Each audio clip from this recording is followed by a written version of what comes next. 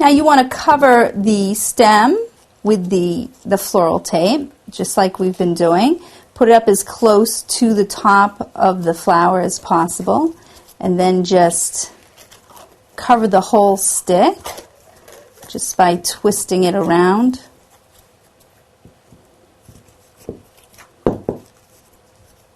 Oh, I lost my center there. I'll put that back on. Now we're going to put a second layer of the floral tape right here because we want to break the skewer just to bend it, to give our flower, to make the flower point outward. So you want to put an extra layer of the floral tape so that the skewer won't break off. And then we're just going to break it like that. And you see that it's because it has the floral tape on it, it will hold its shape, and the flower will point outward to in the floral arrangement.